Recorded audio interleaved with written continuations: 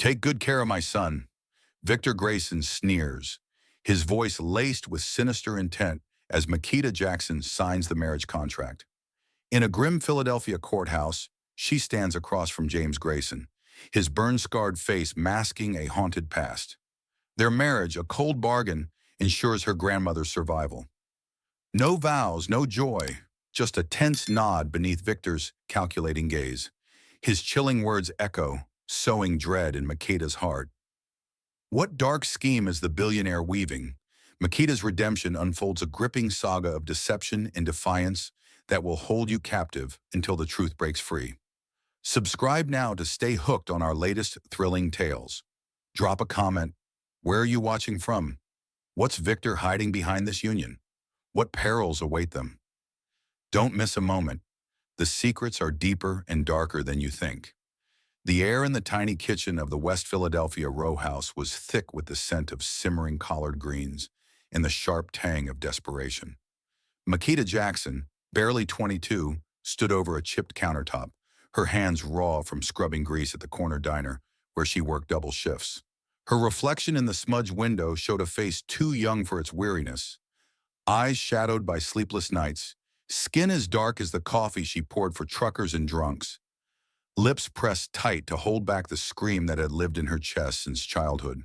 The house creaked under the weight of unpaid bills, each one a brick in the wall that trapped her dreams. Nursing school, a distant hope, flickered in her mind like a candle in a storm, snuffed out by the reality of survival. In the next room, Ruth, her grandmother, coughed, a wet, rattling sound that clawed at Makita's heart. The lung disease was relentless, gnawing at Ruth's frail body, and the generic pills Makita could afford did little more than dull the pain. Ruth had raised her since she was 6, after her mother vanished into the city's underbelly, lost to addiction or worse. Ruth had worked 2 jobs, cleaning offices by day, stitching clothes by night, skipping meals to ensure Makita had shoes, books, a chance. Now at 68, Ruth was a ghost of herself, her once strong hands trembling as she clutched a worn quilt. The hospital had quoted $50,000 for treatment that might save her, a sum as unreachable as the stars. Makita's diner tips, barely enough for rent and rice, mocked her every night as she counted coins on the kitchen table. Outside, the neighborhood pulsed with its own rhythm. Sirens wailing, kids shouting, the low hum of a radio from the stoop next door. West Philly was a place where ambition was a cruel joke, where survival was the only currency that mattered. Makita had seen friends fall to the streets, some to drugs, some to bullets, some to the slow grind of hopelessness. She'd stayed clean, stayed sharp, her mind a blade honed by Ruth's insistence that she was meant for more. But more was a word for other people, not for a girl whose fridge held only ketchup packets and a half-empty jar of mustard. It was a Tuesday, the kind of humid August day that clung to your skin like regret, when the black SUV rolled up outside the diner. Makita was wiping down a sticky countertop, the lunch rush long gone, when the door chime jangled. She looked up, expecting another regular, but the man who stepped inside was no local. His silver hair gleamed under the fluorescent lights, his tailored suit out of place amid the cracked vinyl booths. He moved with the confidence of someone who owned the air itself, his polished shoes clicking on the linoleum. The other patrons, a trucker nursing coffee, an old man reading yesterday's paper, fell silent, sensing the shift in the room's gravity. "Makita Jackson?" the man asked, his voice smooth as polished stone, but with an edge that made her spine stiffen. She nodded, wiping her hands on her apron, her pulse quickening. He introduced himself as Victor Grayson, a name that meant nothing to her but carried the weight of power. "I have a proposition," he said, sliding into a booth and gesturing for her to sit. She hesitated, glancing at the cook, who shrugged. Against her better judgment, she sat, her hands clasped tight to hide their tremble. Victor's eyes, pale and unblinking, studied her like a predator, sizing up prey. "I own Grayson Industries, pharmaceuticals, real estate, logistics. My son James needs a wife. Marry him, and I'll pay you $2 million. The words landed like a slap, absurd and jarring. Makita's first instinct was to laugh, But Victor's face held no trace of humor. Half now, half after a year. Your grandmother's medical bills will be covered. Private hospital, best doctors, a comfortable recovery. You'll never scrub another table. Makita's mind reeled. $2 million. Ruth in a clean bed, breathing easier, living, a way out of this suffocating life. But the offer stank of wrongness. Why me? She asked, her voice steady despite the storm in her chest. Victor leaned back, a faint smile curling his lips, cold as winter. You're nobody, Makita. No connections, no scandals, just a girl who knows how to survive. My son needs someone discreet. The word hung in the air, heavy with unspoken motives. She wanted to walk away, to tell this man to shove his money and his secrets. But the image of Ruth's labored breaths, the hospital's impossible price tag, anchored her to the seat. What's the catch? She asked. Victor's smile widened, but his eyes remained dead. No catch, just a contract. You marry James, live quietly, and in a year you're free, with enough to start over. He slid a card across the table, his name and a number embossed in gold. Think it over, but not for long. Your grandmother doesn't have time. The rest of her shift passed in a blur. Makita burned her hand on a coffee pot, dropped a plate, snapped at a customer. Her mind was elsewhere, tangled in Victor's words. That night she sat by Ruth's bedside, the room lit by a single bulb that flickered like her resolve. Ruth slept, her chest rising and falling with effort, each breath a reminder of what was at stake. Makita traced the lines of her grandmother's face, once fierce and proud, now etched with pain. Ruth had given her everything: love, strength, a stubborn belief in better days. Could Makita let her die for pride? She thought of her mother, a ghost she barely remembered, and the stories Ruth told of her own youth, fighting for scraps, defying a world that saw her as less. Makita had inherited that fight, but it wasn't enough to save Ruth. The bills on the table, the eviction notice taped to the door, the diner's endless grind. They were chains she couldn't break alone. Victor's offer was a devil's bargain, but it was also a lifeline. At dawn, Makita made her decision. She dialed the number on the card, her voice steady despite the knot in her stomach. I'll do it, she said when Victor answered. Good, he replied, his tone clipped, businesslike. A courier will deliver the contract by noon. Sign it, and your grandmother moves to a private suite tonight. The line went dead. Hours later, the contract arrived, a stack of legal jargon that felt heavier than it looked. Makita read every word, her diner-trained eyes catching phrases like non-disclosure and temporary arrangement. It was a cage dressed in promises, but she signed anyway, her pen trembling only once.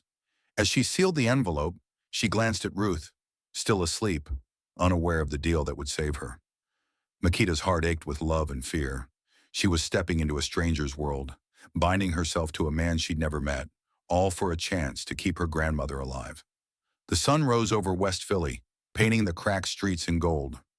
Makita stood at the window, the contract in her hand, the weight of her choice settling into her bones. She didn't know what lay ahead, but she knew one thing.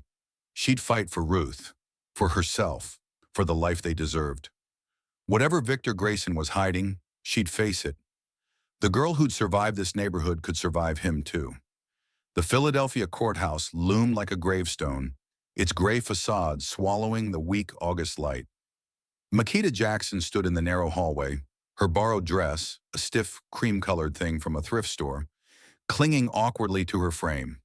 Her hands, still rough from diner work, gripped a small purse, the only shield she had against the surreal weight of what she was about to do. At 22, she'd never imagined a wedding, let alone one like this. No flowers, no family, just a contract signed in desperation to save her grandmother, Ruth. The air smelled of old paper and floor wax, and the hum of fluorescent lights buzzed like a warning in her skull. She was alone, except for the shadow of Victor Grayson's promise and his price. A clerk, her face as blank as the walls, led Makita to a small chamber where the ceremony would take place. The room was stark, a chipped wooden desk, a wilted floral arrangement, and a few worn chairs that seemed to sigh under their own weight. At the front stood the justice of the peace, A balding man rifling through papers with mechanical indifference. And there, by a window that offered no view, was James Grayson. Makita's breath caught, not from awe, but from the stark reality of him. He was tall, lean, his dark suit tailored, but somehow ill-fitting, as if he, too, felt like an imposter. His face was a map of scars, burns twisting from his jaw to his temple, one side of his mouth pulled tight, his left eye clouded yet piercing. At 26, he carried an intensity that made the room feel smaller, his gaze locking onto her with a mix of curiosity and guardedness. Makita stepped forward, her sneakers squeaking on the linoleum. James turned fully, and for a moment they stood in silence, strangers bound by ink and obligation. His scars didn't shock her. She'd seen worse in West Philly, where life left its marks on everyone. But the weight of his stare did. It wasn't cruel, but it was searching, as if he were measuring her worth in a language she didn't speak. Before she could speak, the door opened, and Victor Grayson entered, his silver hair gleaming, his suit a silent boast of power. The air shifted, grew heavier, as he crossed the room with a predator's grace. He stopped beside James, placing a hand on his son's shoulder, but the gesture felt more like a claim than affection. The justice cleared his throat, signaling the start. Makita and James faced each other, the space between them a chasm of unspoken questions. The ceremony was a hollow ritual, stripped to its bones. "Do you, Makita Jackson, take James Grayson to be your husband?" the justice asked, his voice flat. She nodded, her throat too tight for words. "And you, James Grayson?" He nodded too, his jaw clenched, his eyes never leaving hers. No rings, no vows beyond the legal minimum. The justice stamped the papers, handed them a certificate, and offered a perfunctory smile. It was over in minutes, a transaction sealed in silence. As Makita signed the final document, Victor leaned close, his breath cool against her ear. "Take good care of my son," he whispered, his voice a blade wrapped in silk, each word dripping with menace. She froze, her pen hovering over the page, the threat sinking into her bones like winter's chill. She forced her hand to move, signing her name, but Victor's words lingered, a warning she couldn't unravel. He stepped back, his smile as cold as the marble floor, and gestured toward the door. "Let's go," he said, as if the marriage were a minor errand. Outside, a black limousine waited, its tinted windows blacking out the world. Makita climbed in, James beside her, the leather seats cold and perfumed. The drive to Victor's estate in the Pennsylvania countryside was silent, the hum of the engine the only sound. Makita clutched her purse, her mind racing. James stared out the window, his scarred hands tense, his silence not hostile but heavy, as if he carried a burden too vast for words. She stole glances at him, trying to read the man she'd just married. His scars told a story, but it was his eyes, sharp, haunted, that hinted at the truth beneath. The estate appeared like a fortress, all glass and steel, its sprawling grounds guarded by high hedges and unseen eyes. Inside, Victor led them to a grand foyer, his demeanor shifting to false warmth. "Welcome to the family," he said, handing Makita a check for $1 million, the first half of his promise. She took it, her fingers steady, despite the tremor in her chest. Ruth would be moved to a private hospital tonight, her pain eased, her life extended. It was why Makita was here, why she'd sold her future. But Victor's earlier words echoed, tainting the moment with dread. That evening, Makita was shown to a guest suite, its opulence jarring after her cramped row house. The bed was too soft, the silence too deep. She stood by the window, staring at the dark estate, when a knock broke her thoughts. James stood in the doorway, his suit jacket gone, his shirt sleeves rolled up, revealing more scars along his forearms. "We need to talk," he said, his voice low, almost a growl. He didn't sit, pacing the room instead, his movements restless, like a caged animal testing its bars. "You're not what I expected," he said, stopping to face her.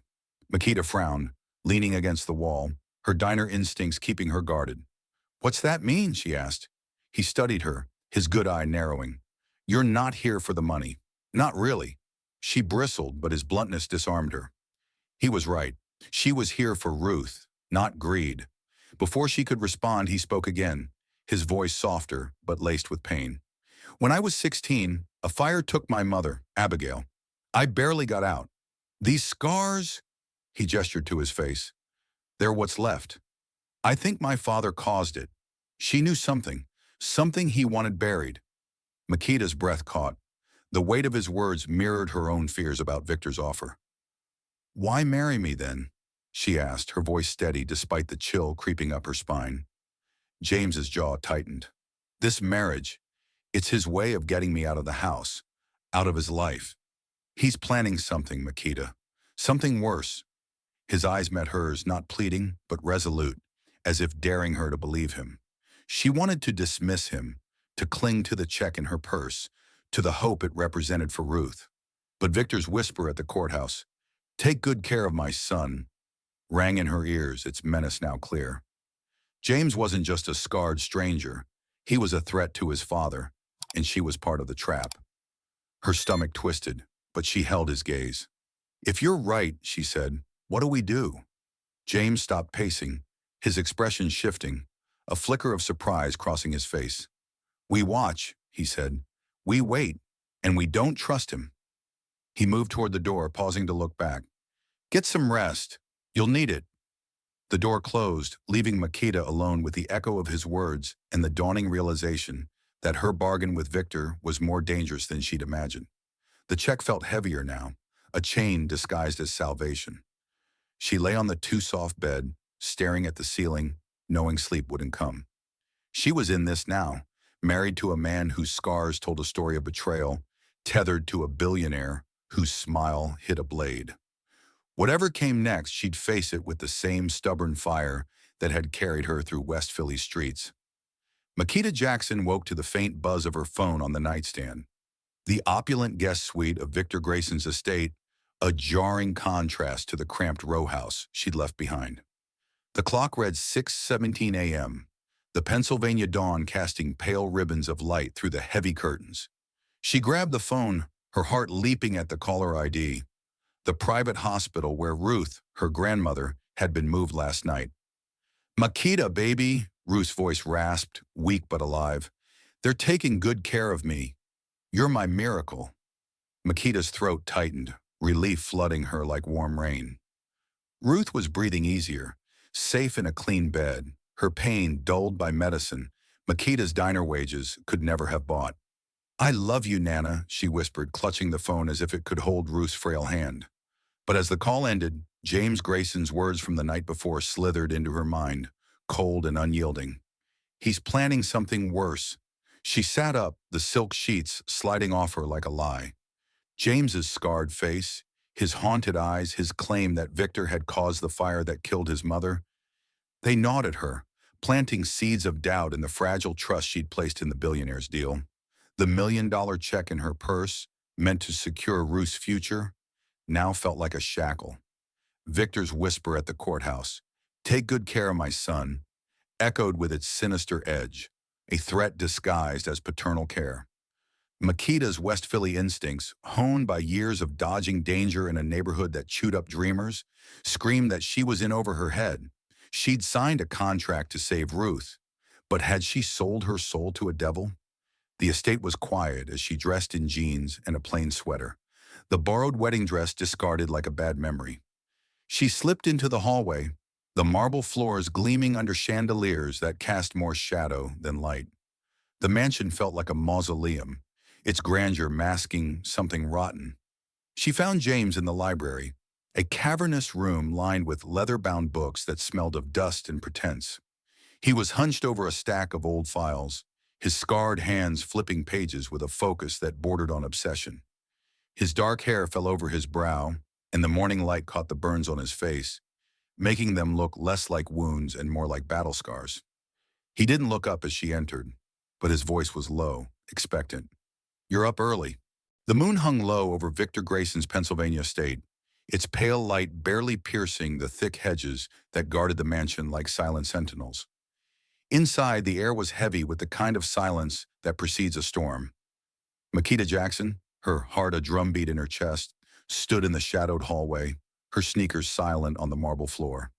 It was 3 weeks since the courthouse wedding, 3 weeks since she'd bound herself to James Grayson and his scarred, haunted world.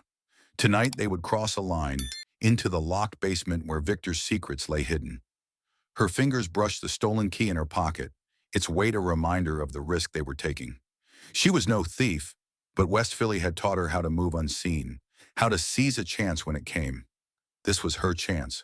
For Ruth, for James, for the truth. James waited at the end of the hall, his lean frame tense, his scarred face half hidden in the dim glow of a sconce. He'd been watching the guards' rotations for days, mapping their paths with the precision of a man who'd learned to survive by outthinking danger. Victor was away at a gala in Philadelphia, a rare absence that left the estate quieter, though no less watchful. The guard with the shaved head, the one Makita had seen pat his pocket, was off duty, his key lifted from his jacket during a staged spill of coffee in the kitchen. Makita's diner reflexes had made it look like an accident, her apology masking the theft. James had raised an eyebrow, impressed despite himself. "You're good at this," he'd said, and she'd shrugged, hiding the pride that flickered in her chest. Now, as the clock struck midnight, they moved. Makita led the way, her steps light, her senses sharp. The basement door was tucked behind a staircase, its steel surface unyielding, a keypad glowing faintly beside it. James knelt, his fingers steady as he entered a code he'd seen Victor use months ago. A gamble, but their only shot. The keypad beeped, and the lock clicked open with a soft hiss. Makita exhaled, her breath shaky, and pushed the door. It swung inward, revealing a spiral staircase descending into darkness. The air was cool, tinged with the metallic scent of machinery and something sharper, like fear. They descended, James's flashlight cutting through the gloom. At the bottom, a concrete room stretched before them, its walls lined with filing cabinets, a computer humming on a steel desk, and a locked safe in the corner. It was a vault, not of money, but of secrets, clinical and cold. Makita's pulse raced, but her hands were steady as she pulled out her phone, ready to photograph anything they found. James went to the desk, his scarred fingers flipping through folders with a speed that spoke of years spent searching. "Start with the cabinets," he whispered, his voice taut. "Look for anything with my mother's name, Abigail, or Grayson Industries." Makita nodded, moving to the nearest cabinet. Her diner-honed efficiency took over, her eyes scanning labels, her fingers pulling files with precision. She found contracts, financial records, shipment logs, pages dense with numbers and coded terms. Then a folder marked Project Eclipse caught her eye. She opened it, her breath catching at the words, synthetic stimulants, offshore distribution, Cayman accounts. It was evidence of drug trafficking, money laundering, a criminal empire dressed in corporate suits. She snapped photos, her phone's shutter sound swallowed by the room's oppressive silence. James at the desk let out a low curse. Makita turned to see him holding a single sheet, his hands trembling. "What is it?" she asked, crossing to him. He didn't speak, just handed her the paper. It was a memo dated 10 years ago, addressed to Victor. The subject line read, "Abigail Grayson termination." The text was clinical. "Subject has access to restricted data. Immediate action required to contain breach. Recommend permanent solution." A handwritten note in the margin, in Victor's tight script, said simply, "Proceed." Makita's stomach churned. This wasn't just fraud. It was murder, planned and executed. James's mother had been silenced, her lab burned, her son left scarred, all to protect Victor's empire. "He killed her," James whispered, his voice raw, his good eye blazing with a rage that made the room feel smaller. Makita grabbed his arm, her grip firm. "We're not done," she said, her voice low but fierce. "Keep looking." She understood his pain. Ruth's illness had taught her the ache of fighting for someone you loved. But they couldn't stop now. They were too close. James nodded, his jaw tight, and returned to the files, his movements sharp, driven by a fury that matched her own. "Couldn't sleep," Makita said, leaning against a bookshelf, her arms crossed to hide the tremor in her hands. "Ruth called. She's better." The words felt like a confession, a reminder of why she was here. James nodded, his eyes still on the papers. "Good. That's something." His tone was flat, but there was a flicker of understanding, as if he knew the weight of fighting for someone you loved. She hesitated, then stepped closer, her voice firm. If you're right about your father, we need proof. I didn't sign up to be a pawn in his game. James looked up, his good eye narrowing, surprise flashing across his face before it settled into something like respect. You're not a pawn, he said, setting the files aside. Not if you don't let him make you one. He stood, his lean frame taut with restless energy, and gestured to the papers. Financial reports, old newspaper clippings, a faded photo of a woman with kind eyes in a chemist's lab coat. This was my mother, Abigail. She worked for his company, found something she wasn't supposed to. A week later, our house burned. I got out. She didn't. His voice cracked, just once, but he steadied it. I've been digging for years, but he keeps everything locked away. Makita's stomach twisted. The pain in his words mirrored her own fear for Ruth, a shared threat of loss and defiance. She thought of Victor's cold smile, the armed guards patrolling the grounds, the locked basement door she'd noticed yesterday while exploring the estate's endless halls. If he's hiding something, she said, we need to watch him. Every move, every word. James studied her, as if testing her resolve, then nodded. All right, but we're careful. He's not just rich. He's dangerous.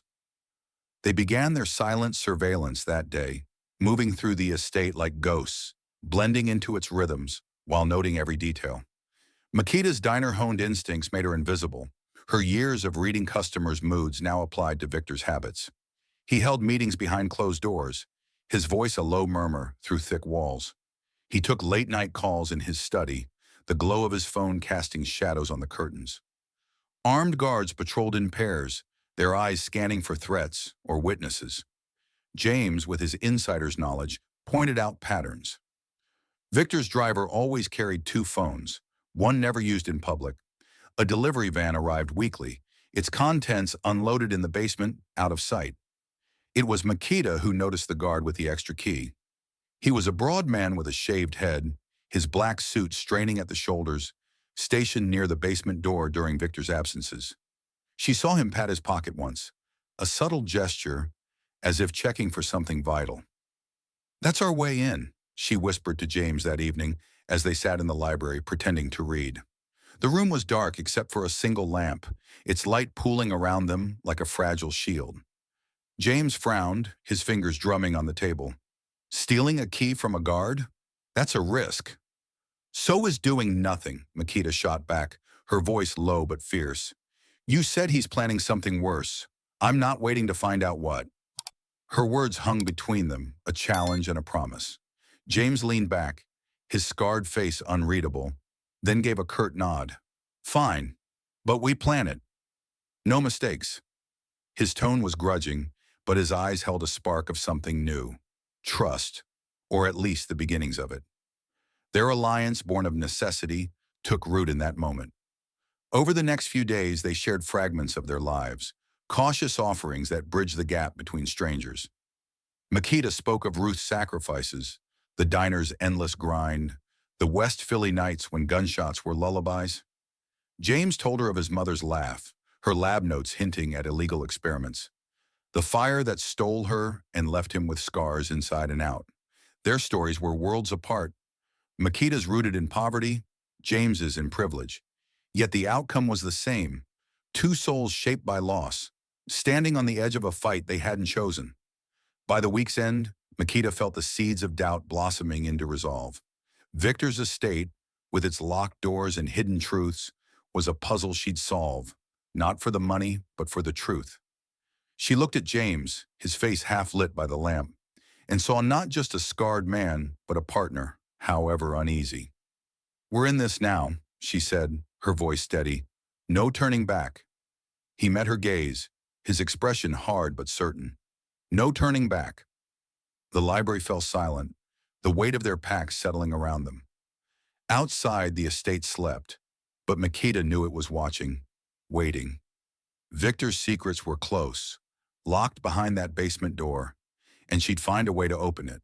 For Ruth, for James, for herself. The girl from West Philly didn't know how to quit, and she wasn't about to start now. They worked in silence, photographing documents, copying data onto a USB drive James had brought. Makita found emails linking Victor to foreign buyers, internal reports on asset disposal, and a list of shell companies that funneled millions into untraceable accounts. Each page was a piece of a puzzle, a map of corruption that stretched beyond the estate's walls. She was about to open another folder when a sharp blare shattered the silence, an alarm, piercing and relentless. Red lights flashed on the ceiling, bathing the vault in a bloody glow. Makita's heart lurched.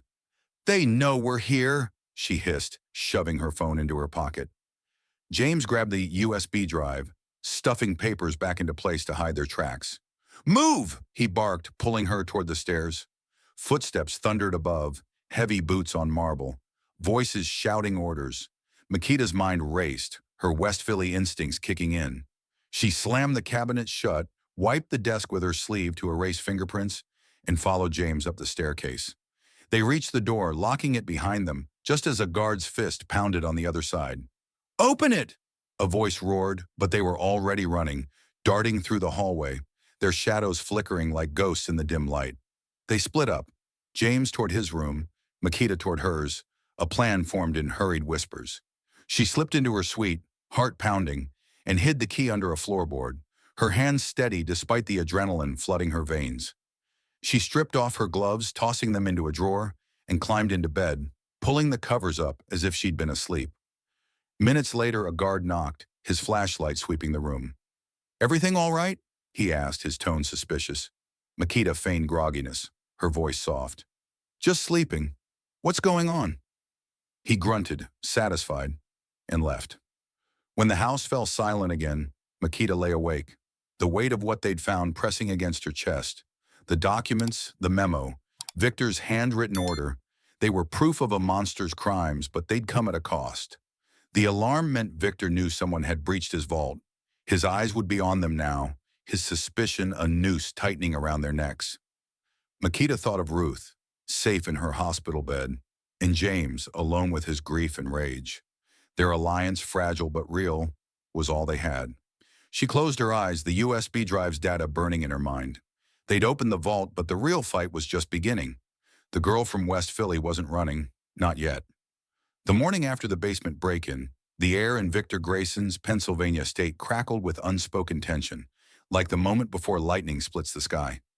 Makita Jackson sat at the edge of her too-soft bed, her fingers tracing the outline of the hidden USB drive tucked beneath the floorboard. Her pulse hadn't settled since the alarm's blare last night, the memory of pounding footsteps and James's desperate whisper, "Move!" still vivid. They'd escaped detection, but the mansion felt different now, its opulent halls a cage tightening around them. Victor's whispered threat at the courthouse, "Take good care of my son," loomed larger, its menace no longer abstract.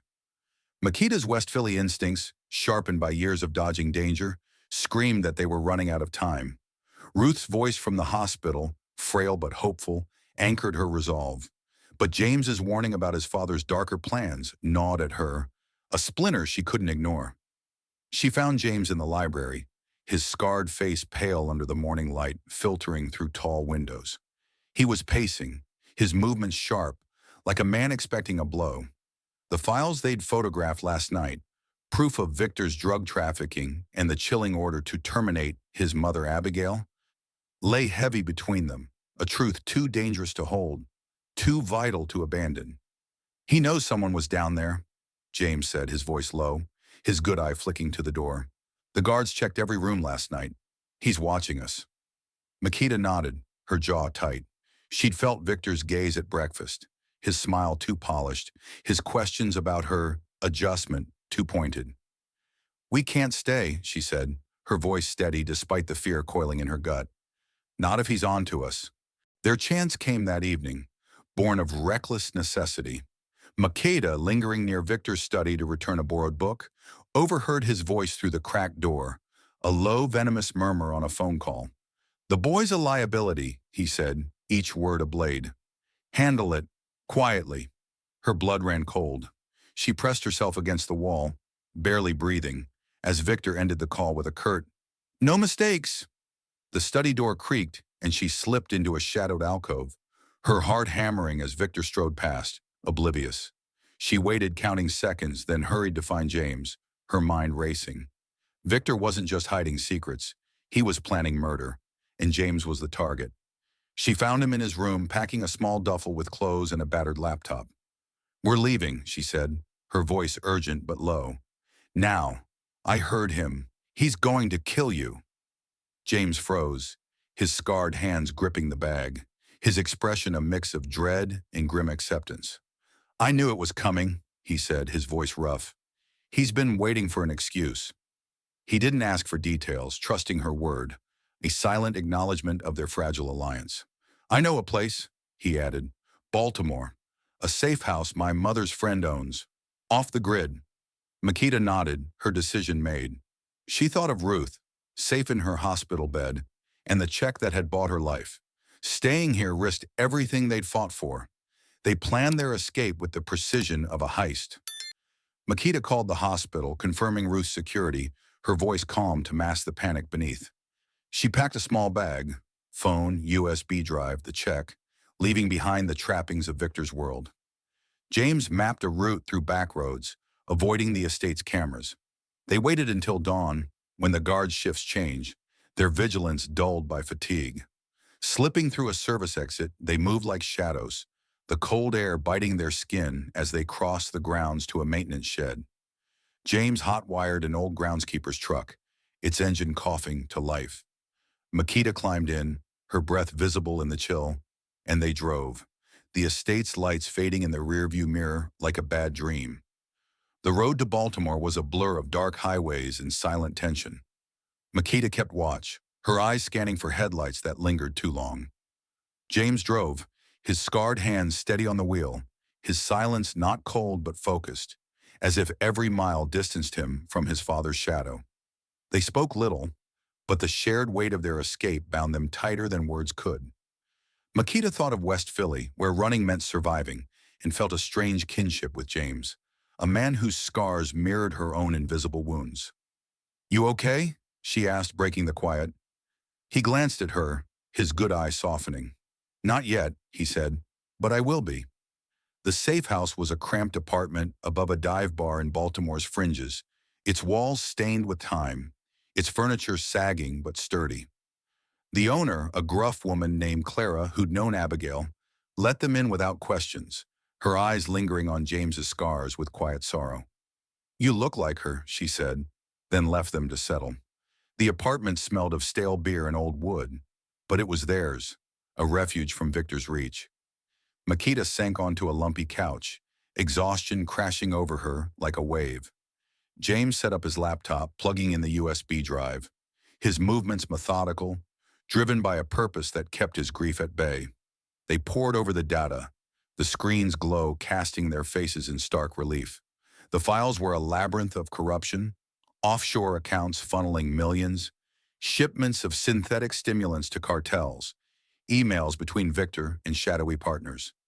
The memo about Abigail, permanent solution, was there, its cold language a knife in James's heart. Makita watched him, his jaw clenched, his fingers hovering over the keyboard as if touching the truth might burn him. "She was close to exposing him," he said, his voice barely above a whisper. "He killed her to save his empire." Makita leaned closer, her shoulder brushing his, a silent offer of strength. "We'll make him pay," she said, her voice fierce. "For her. For us." The data was damning, but incomplete. Pieces of a puzzle that needed context, witnesses, a way to make it public without vanishing into Victor's web. Makita thought of Ruth, her hospital room a world away, and felt the stakes sharpen. They couldn't just hide, they had to fight. James looked at her, his scarred face resolute, his eyes meeting hers with a trust that hadn't been there before. "We end this," he said, his voice steady. "Together." She nodded, her fear giving way to fire. Together. They worked through the night, sorting files, planning their next move.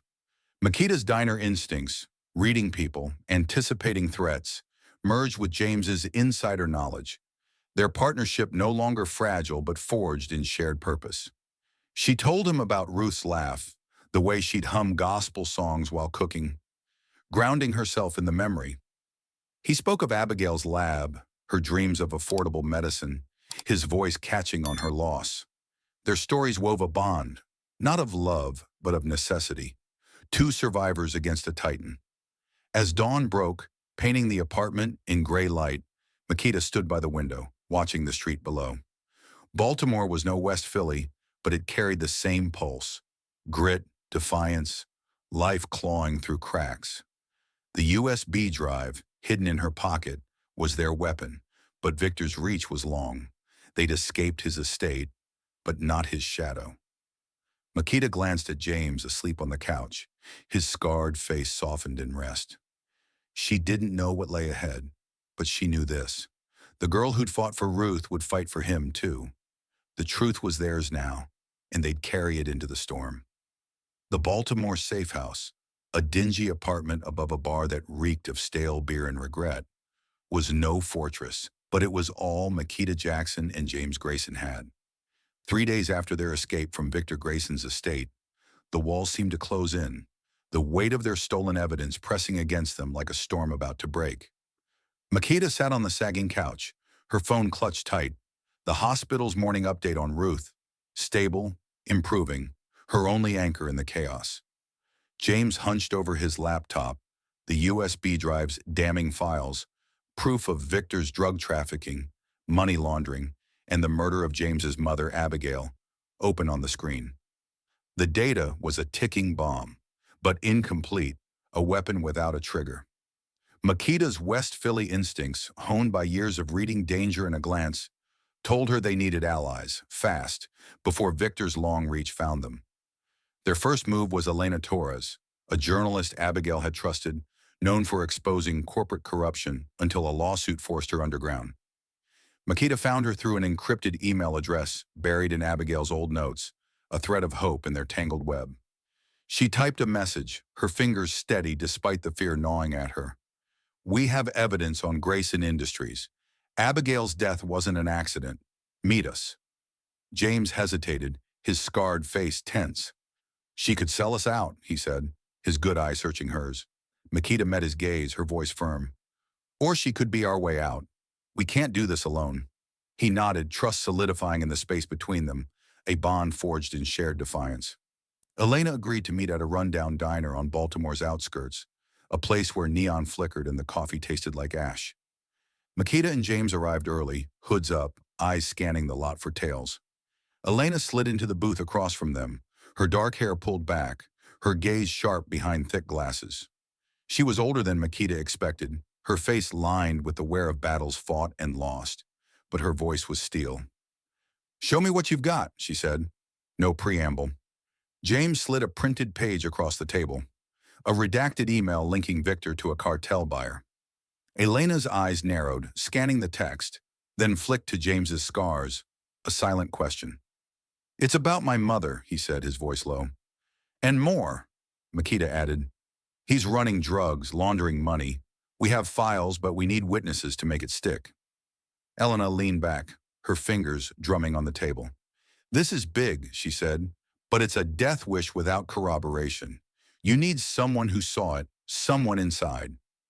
Makita thought of the files, the names buried in fine print. One stood out. Marcus Reed, a lab tech who'd worked with Abigail, mentioned in a memo as reliable but expendable. "We'll find him," she said, her voice steady, though her stomach twisted. Elena gave them a burner phone number, a warning in her eyes. "Move fast. Grayson's not the type to wait." Finding Marcus was like chasing a ghost. James hacked into old Grayson Industries records, his fingers flying over the laptop, while Makita scoured public databases on a borrowed library computer, her diner-honed patience keeping her focused.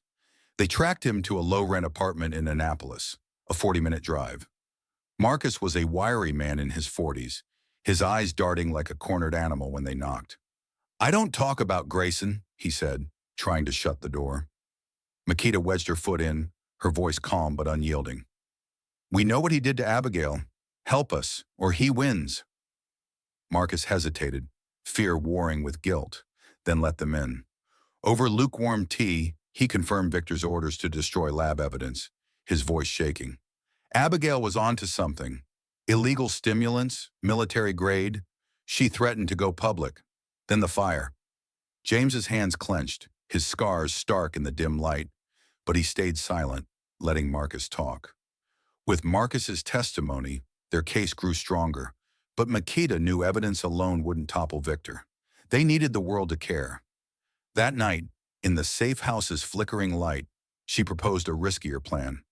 "We leak it," she said, her eyes on James. "Bits of the files online, anonymously. Get people talking." James frowned, his good eye narrowing. "That'll draw his attention." Makita nodded, her jaw tight. "Good.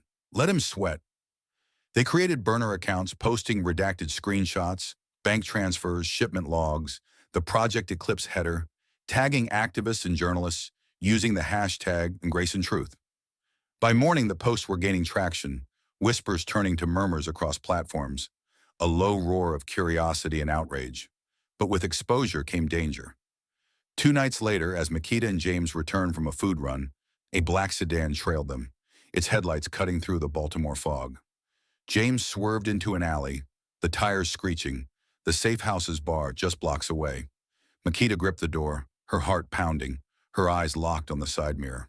The sedan followed relentless until James took a sharp turn, losing it in a maze of back streets. They ditched the truck, sprinting to the apartment, breaths ragged, the burner phone buzzing with a text from Elena. "Marcus was attacked, hospitalized. Watch your backs." Makita's stomach dropped, guilt and fear colliding. Marcus had paid for their truth, his blood a warning of Victor's reach. In the safe house, the air was thick with dread. Makita sat on the floor, her back against the wall, the USB drive heavy in her pocket. James paced, his scarred hands flexing, his voice raw. "I should have known he'd hit back." Makita shook her head, her voice fierce. "This isn't on you. It's on him." She thought of Ruth, her hospital room a fragile sanctuary, and felt the stakes sharpen. Every step forward risked lives. Marcus's, theirs, maybe Ruth's. But turning back meant letting Victor win, letting Abigail's death, James's scars, her own sacrifice mean nothing. "We keep going," she said, meeting James's gaze. "We make this count."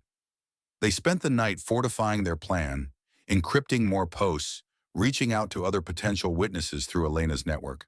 Makita's mind raced, piecing together their next move like a diner order under pressure. Fast, precise, no mistakes. James's knowledge of Victor's empire, her street-sharp instincts, they were a team now, mismatched but unbreakable. She told him about West Philly's corner stores, the way hope hid in small acts, grounding herself in the telling. He spoke of Abigail's lab, her dreams of saving lives, his voice steadying with purpose. Their stories, shared in the safe house's dim glow, wove a bond stronger than fear. As dawn broke, Makita stood by the apartment's grimy window, watching the city stir. Baltimore's pulse, grit, defiance, survival, mirrored her own. The Mature Grace and Truth posts were spreading, a spark that could ignite a fire. But Victor's shadow loomed larger now, his retaliation a promise. She glanced at James, his scarred face set in determination, the laptop still open, their fight alive in its glow. Makita didn't know how far this road would take them, but she knew one thing: the girl who'd clawed her way through poverty wouldn't back down. The net was tightening, around Victor, around them. They'd face it together no matter the cost. The Baltimore safe house felt like a pressure cooker, its walls vibrating with the weight of Makita Jackson and James Grayson's stolen truths. A week after Marcus Reed's brutal attack, the air was thick with dread and defiance. The USB drive's secrets, Victor Grayson's drug trafficking, money laundering, and the murder of James's mother Abigail, burning a hole in their resolve. Makita stood by the apartment's grimy window, her phone buzzing with updates from Elena Torres, their journalist ally. The #Victor Grayson Truth posts had sparked a fire online, with activists and whistleblowers amplifying their leaks. But Victor's empire still stood, his public face untarnished. Makita's West Philly grit, forged in a world where silence meant surrender, told her they needed more than whispers. They needed a scream. Ruth's voice from the hospital, stronger now, echoed in her mind, urging her to fight. They couldn't hide forever. They had to strike. In the dim glow of a single lamp, Makita faced James, his scarred face taut with exhaustion, his laptop open to a new batch of redacted files. "We're not loud enough," she said, her voice low but fierce. "The posts are working, but they're not enough. We need to show them who we are." James frowned, his good eye narrowing. "What, go public? With our faces?" Makita nodded, her jaw set. "A video. You tell your story, I tell mine. No masks, no anonymity. They can't ignore us if we're real." His hand touched his scars, a reflex of doubt, but she pressed on. "Your scars, my story. They're proof. People will listen." James paced, his silence heavy, then stopped, meeting her gaze. "All right," he said, his voice steady. "Let's do it." They rented a cheap camera and lighting kit from a pawn shop, turning the safe house into a makeshift studio. Makita sat first, the camera's lens an unblinking eye. She spoke of Ruth, her grandmother's coughs, the diner's grind, the deal with Victor that traded her future for Ruth's life. Her voice was calm, but her words cut, raw with the truth of a girl who'd fought poverty's chains. James went next, his scars stark under the light, his voice breaking as he told of Abigail's lab, the fire that stole her, the memo that named Victor as her killer. "He's not just my father," he said, his eyes burning. "He's a monster." They uploaded the video to anonymous platforms, tagging Rowan Grace and Truth, and waited, hearts pounding, for the world to respond. By morning, the video was a wildfire. It spread across social media, news sites, and forums. Makita's steady gaze and James's scarred face impossible to ignore. Protests erupted outside Grayson Industries' Philadelphia headquarters, signs reading "Justice for Abigail" and "Irish Grace and Truth" waving in the August heat. The hashtag trended globally, with thousands sharing their own stories of corporate greed. Makita and James watched from the safe house, the burner phone buzzing with Elena's updates. "You've cracked the dam. Keep pushing." But with the spotlight came danger. Victor's PR team issued denials, calling the video a malicious fabrication, while his legal team filed defamation suits. Makita felt the noose tightening, her West Philly instincts screaming that Victor wouldn't stop at lawsuits. Their break came unexpectedly. Marcus Reed, recovering in a guarded hospital room, contacted Elena. His attack had shattered his fear, replacing it with resolve. "I'll testify," he told her, his voice hoarse but firm. "Victor ordered the lab evidence destroyed. Abigail was targeted." Elena relayed the news to Makita and James, her tone urgent. "This is it. Your corroboration. I'm finalizing the article, but Marcus's statement changes everything." Makita's heart raced, relief warring with dread. Marcus's testimony, paired with their files, was a guillotine for Victor's empire. But it painted a bigger target on their backs. They fortified their leaks, posting more evidence, redacted emails, bank records, a shipment log tied to a cartel bust. The Yeoman's Grace and Truth movement grew, with ex-employees and whistleblowers emerging, their stories weaving a tapestry of Victor's crimes. Makita and James barely slept, their days a blur of encrypted messages and burner calls, their nights haunted by the sound of tires on the street below. One evening, as they reviewed Marcus's written statement, a car idled too long outside the bar. James peered through the blinds, his scarred hand gripping the couch. "We need to move soon?" he said, his voice tight. Makita nodded, her mind racing. Ruth was safe, but they weren't, not yet. The reckoning came faster than they expected. Elena's article, a meticulously verified exposé, went live on an independent platform, detailing Victor's drug network, offshore accounts, and Abigail's murder. Marcus's testimony was the cornerstone, naming Victor's accomplices and linking him to the fire. Hours later, federal agents raided Grayson Industries' offices, seizing servers and files. News channels buzzed with breaking reports. Victor Grayson arrested on charges of fraud, drug trafficking, and conspiracy to commit murder. Makita and James watched the footage from the safe house, grainy images of Victor in handcuffs, his silver hair disheveled, his face a mask of indignation. The ticker at the bottom of the screen listed charges that could bury him for life. Makita's breath caught, a weight lifting from her chest, but James's hand found hers, his grip tight. "It's not over," he said, his voice low. "He's got people, loyal ones." She nodded, her West Philly fire flaring. They'd won a battle, but the war wasn't done. Elena's text confirmed their fears. "Lie low, his network's still active." They packed their bags, the USB drive and burner phone their only constants, and slipped out at dawn, moving to a new safe house Claire had arranged. A motel on Baltimore's edge, its neon sign flickering like a dying star. In the motel's dim room, Makita sat on the bed, the news still playing on a muted TV. Victor's arrest was a victory, but the cost was etched in Marcus's bruises, in their own sleepless eyes. She thought of Ruth, her hospital room a beacon of hope, and felt the stakes sharpen. James sat beside her, his scarred face softened by the glow, his hand still holding hers. "We did it," she said, her voice quiet but fierce. "We made them listen." He nodded, his good eye meeting hers, a shared resolve binding them tighter than ever. Their partnership, born in suspicion, had become something deeper. Two survivors who'd turned pain into power. Makita spoke of Ruth's gospel hymns, grounding herself in the memory, while James recalled Abigail's dreams, his voice steady with purpose. They weren't safe, not yet, but they were unstoppable. As the motel's walls creaked, Makita stood, her gaze on the horizon. Victor's empire was crumbling, but his shadow lingered, a promise of retribution. She glanced at James, his scars a map of their fight, and knew they'd face it together. The Kashchik grace and truth had shaken the world, and they'd shake it again, no matter what came next. The girl from West Philly, the boy who survived the fire, they were a force now, and they wouldn't stop. The Baltimore motel room, with its peeling wallpaper and the faint hum of a dying neon sign outside, felt like a fragile sanctuary for Makita Jackson and James Grayson.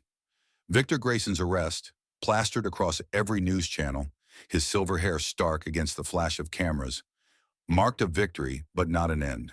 The USB drive secrets, exposed through their viral video and Elena Torres's damning article, had toppled an empire. But the weight of their fight lingered, heavy as the August heat.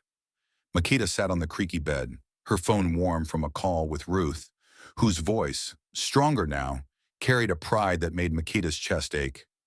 "You're a warrior, baby," Ruth had said, her hospital room a world away. James stood by the window, his scarred face lit by the TV's glow, Victor's handcuffed image looping endlessly. Their hands, still clasped from the night before, spoke of a bond forged in fire. But Makita's West Philly instincts warned that safety was a lie. They were still hunted. The news ticker listed Victor's charges: fraud, drug trafficking, conspiracy to commit murder. Grayson Industries' stock plummeted, its board scrambling to distance themselves from the man who'd ruled with an iron smile. Makita felt a flicker of triumph, but James's grip tightened, his good eye dark with unease. "His people are out there," he said, his voice low. "They'll come for us." Makita nodded, her jaw set. Ruth was secure, her hospital guarded thanks to Elena's contacts, but their own refuge was temporary. The Grace and Truth movement had shaken the world, but it had also painted targets on their backs. They needed to move, to build something beyond survival, to turn their pain into purpose. Their chance came through Clara, the safe house owner who'd known Abigail. She connected them with a nonprofit in Washington, D.C., focused on corporate accountability.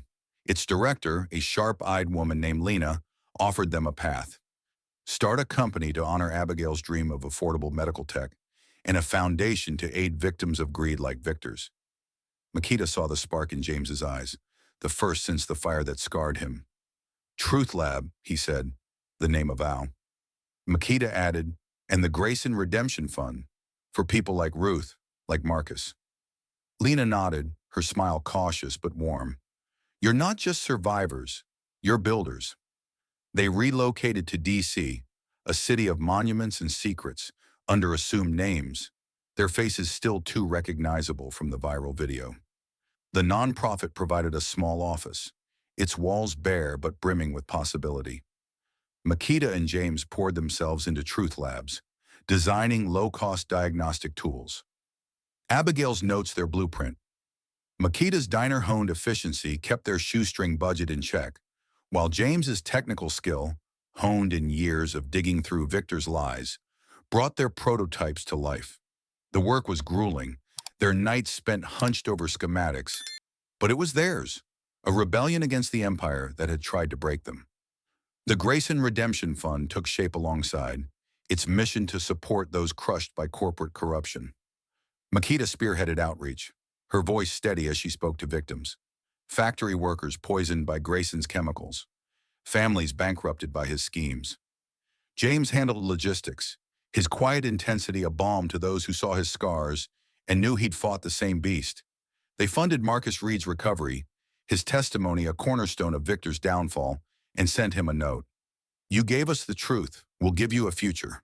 His reply, a simple "thank you," carried the weight of shared survival.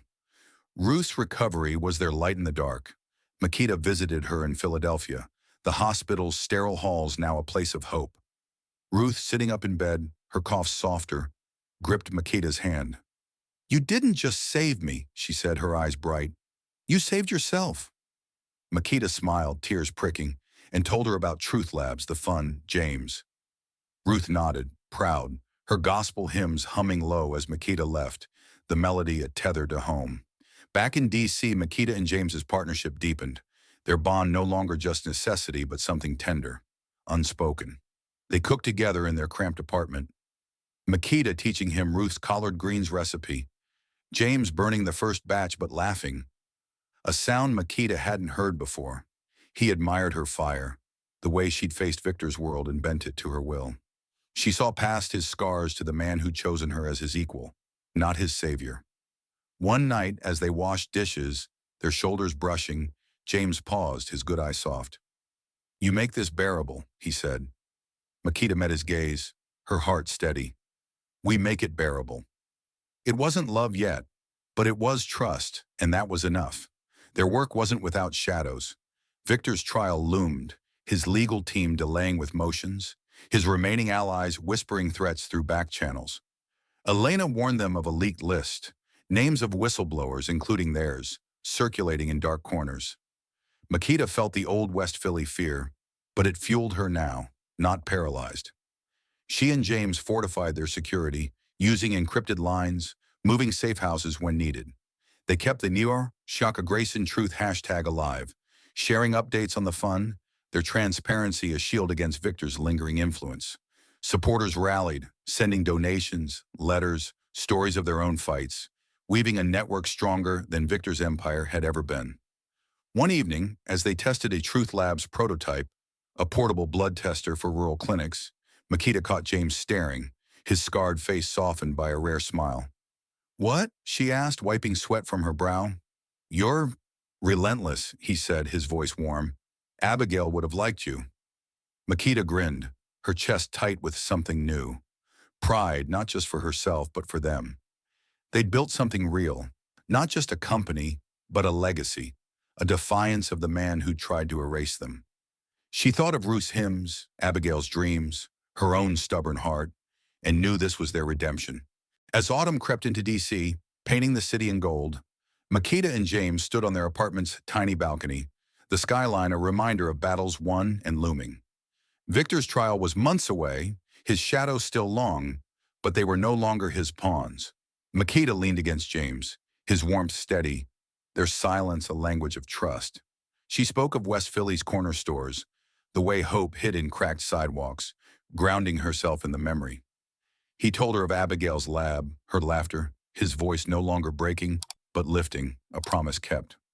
The motel's neon sign was gone, replaced by their office's glow, where Truth Lab's first device hummed, ready for trials. The Grayson Redemption Fund had its first grant recipients, families reclaiming lives Victor had stolen. Makita thought of Ruth, her hospital bed now a bridge to recovery, and felt the weight of their work settle, not as burden, but as purpose. She glanced at James, his scars a map of their shared fight, and knew they'd face whatever came next, together. The girl from West Philly, the boy who survived the fire, had built a foundation, not just of tech and grants, but of truth, trust, and a love that was beginning to bloom. Fierce and unyielding, in the ashes of their past. The autumn sun hung low over Philadelphia, casting a golden glow on the cracked streets of West Philly, where Makita Jackson had once scraped by on dreams and diner tips. Now, a year after Victor Grayson's arrest, she stood outside a renovated warehouse, its fresh paint and new sign, Grayson Redemption Community Clinic, gleaming like a beacon in the neighborhood that had raised her. The air buzzed with voices, families, activists, local kids clutching balloons, all gathered for the clinic's opening. Makita's heart swelled, her hand brushing James Grayson's, their fingers entwined not from necessity, but from a bond forged in fire. Ruth, her grandmother, stood beside them, frail but radiant in a blue dress, her coughs now a memory, her pride a light that warmed Makita's soul. Victor's shadow lingered, his trial looming, but today Makita and James were building, not running, and the weight of their victory felt like home. The warehouse, once a hollow shell, now hummed with life. Inside, exam rooms stood ready, stocked with Truth Labs' affordable diagnostic tools, a realization of Abigail Grayson's dream to make healthcare accessible. The Grayson Redemption Fund, Makita and James's other creation, had poured its first grants into this clinic, offering free care to those crushed by poverty or corporate greed. Makita's West Philly instincts, honed by years of reading desperation in customers' eyes, had shaped the fund's mission. No one left behind. James, his scarred face softened by purpose, had designed the clinic's systems, his technical skill matched only by his quiet resolve to honor his mother's memory. They'd built this together, a testament to their survival, their defiance of the man who tried to erase them. The ceremony began with a murmur of anticipation. Ruth, leaning on a cane but standing tall, stepped forward to cut the ribbon. The crowd cheered, cameras flashing, as the red ribbon fell, her smile brighter than the sun.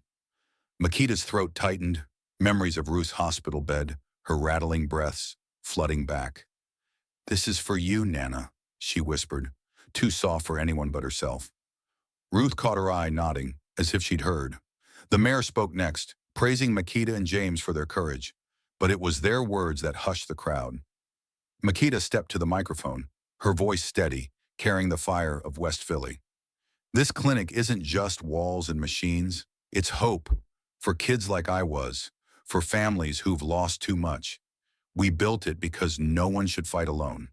The crowd roared, their applause a wave that lifted her. James spoke next, his scars stark under the daylight, his voice low but fierce. "My mother, Abigail, believed in justice, in saving lives. This clinic is her legacy and ours. We're here because truth matters, because people matter." His eyes met Makita's, a silent vow, and she felt their bond deepen, a love not born in romance but in shared battles, trust earned through nights of fear and days of fight. The crowd parted as kids tugged Makita and James inside, showing off murals they'd painted on the clinic walls. Bright colors, hands reaching up, a story of healing. Makita laughed, her heart full, seeing her younger self in their eyes. After the ceremony, they slipped away, walking down the street past the old deli, its new awning a sign of change, past the school where Makita had once studied by streetlight. Neighbors nodded, some waving, no one looking away. Their faces, once anonymous in the Washa Grayson truth storm, were now known, not as victims, but as builders. Back at their small house near the clinic, a modest place with creaky floors and windows that whistled in the wind, they hung a photo in their bedroom.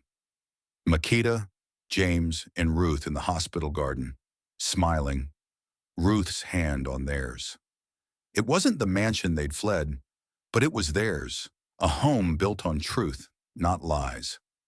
That night they sat on their porch, the city's pulse a familiar hum. Makita leaned against James, his warmth a steady anchor. "We did it," she said, her voice soft, the weight of their journey settling like dust after a storm. "We made a home." James nodded, his scarred hand finding hers. "Not just a home," he said, "a beginning." They'd turned pain into purpose, scars into strength, their love a quiet fire that had grown from shared glances in safe houses, from cooking greens in D.C., from standing together against Victor's empire. Makita thought of Ruth's gospel hymns, Abigail's dreams, her own stubborn heart, and knew this was their redemption. Victor's trial loomed, his allies still whispering threats, but Makita felt no fear. The clinic, the fund, their work, they were shields stronger than any safe house. Truth Labs was scaling, its devices reaching clinics in rural towns, while the fund supported survivors like Marcus Reed, now mentoring kids in Annapolis. Makita spoke of West Philly's corner stores, the way hope hid in cracked sidewalks, grounding herself in the memory. James told her of Abigail's laughter, her lab's quiet hum, his voice no longer breaking, but lifting, a promise kept. Their stories, once told in whispers, now filled their home, a tapestry of resilience. As stars emerged above Philadelphia, Makita rested her head on James's shoulder, the photo on their wall a silent witness. "We didn't just come back," she said, echoing their clinic speech. "We came forward." James smiled, his good eye bright. Together. The city stretched before them, not a battleground but a canvas, its scars like theirs, visible, unashamed, a map of survival. They'd built more than a clinic. They'd built a future, not just for themselves, but for every kid who'd ever felt forgotten, every family crushed by greed. The house creaked, its warmth wrapping them like Ruth's quilts. Makita thought of the USB drive, the fire, the courthouse where Victor's menace had begun. They'd faced his shadow and won, not with vengeance, but with purpose. The girl from West Philly, the boy who survived the fire, they were no longer defined by their scars, but by what they'd built. A home, a mission, a love that held fast against the storm. As the night deepened, they stayed on the porch, hands entwined, ready for whatever came next. The truth was theirs, and it was enough, more than enough. Thank you for joining Makita and James on their gripping journey from betrayal to triumph in Makita's redemption. We hope their story of courage, love, and truth touched your heart. Share your thoughts in the comments. What moved you most? Where are you watching from? Your voice keeps their fight alive. Don't miss our next tale of resilience. Subscribe now to stay in the story. Until then, thank you for being part of this, and we'll see you soon for more unforgettable journeys.